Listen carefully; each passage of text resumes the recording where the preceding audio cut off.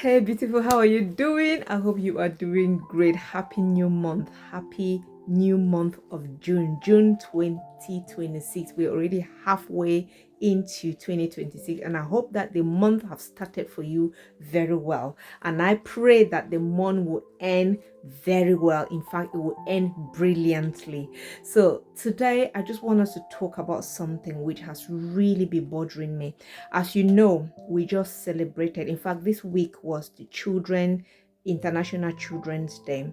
And I don't know, I was browsing on social media and there was a lot of things, a lot of sad news that were coming up from social media, especially from my country, Cameroon, and it was about child sexual abuse. And every day, it seems as if every day I went online, I saw a new case. It was happening at home, it was happening in school. In fact, the allegations that are coming from schools are just so ridiculous. And I just thought that, as parents, especially as single parents, I should just drop my voice on this matter. We are celebrating Children's Day. Children needs to be children. We don't have to be celebrating Children's Day as a parent. You're lamenting knowing that your child sexuality, your child's right, has been abused by someone. So we need to really pay attention as parents. So I just want to add my voice, on the voices of many people who have been screaming, stop sexual abuse of our children. And today I just want us to talk about it because it affects far so many children, yet many people are too scared to talk about it, especially within our community. We feel like we don't want to talk about it, and I think it is not fair on us and it is not fair on our children. Our children in every community, our children deserve to actually grow. They deserve to grow in a safe, protected, and they deserve to be heard. And sexual abuse is not just a family issue. At first we thought it was something that can happen just within the family. Even though it happened within the family, families are still hiding it. It has now become a community issue, and it can happen in any neighborhood. It can happen in any school. It can happen in any social group, any family, and all of that. At first we thought school was a place where we could protect our children, but now it seems as if it is happening in schools. I was so pained, so pained by this little girl, 3-year-old, that they said she was abused. The abuse occurred in school, which of course I think they're still investigating. But I think we need, as parents, we really need to actually come on this matter and say, you know what, we need to advocate that this whole assault need to stop.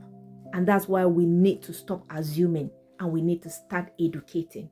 Not just educating ourselves, but start educating our children, educating our communities. Because as parents and caregivers, we need to teach our children that their body belongs to them. We need to teach them that they have the right to say no.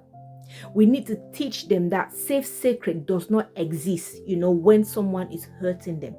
And we also need to teach them that they can trust, to talk to a trusted adult, or they can talk to a trusted adult if something is not going right. Because we need to create a safe environment where this discussion can happen. And this is why we must actually, and I keep insisting on that safe environment, because it all begins at home.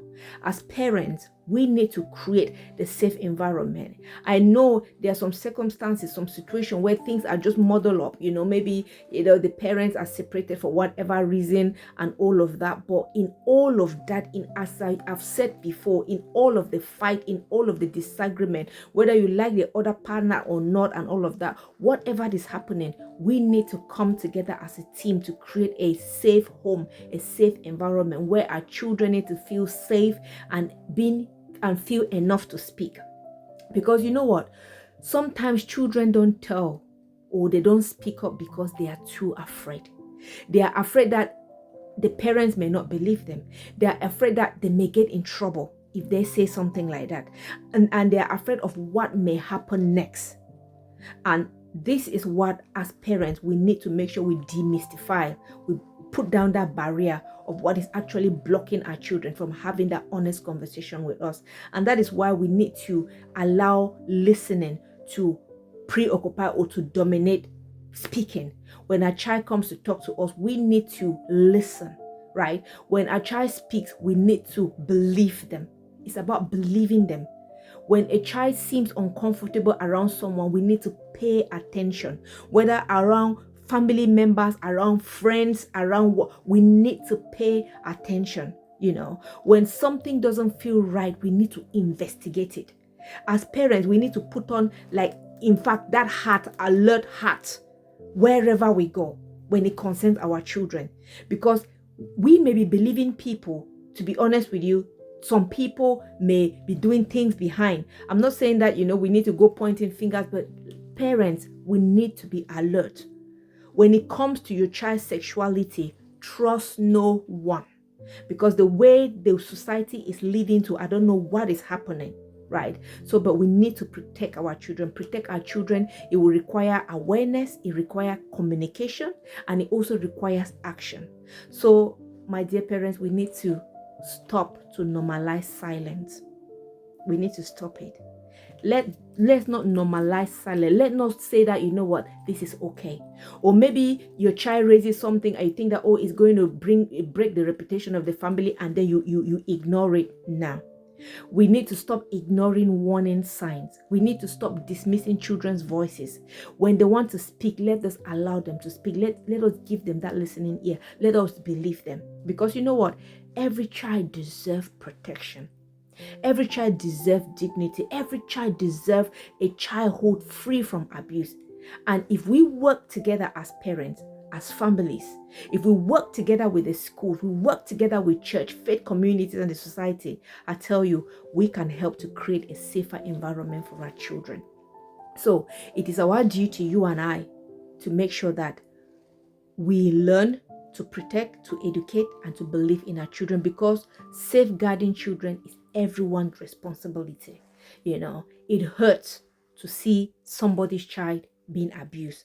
I don't want that to happen to my children, and I wouldn't want that to happen to your child. So together, we need to make sure we add our voice on this thing and stay alert. Stay alert. You know what? Because we love them, and we will not allow anybody to come and abuse them anyhow. Anyway, you take care. I love you. Bye-bye.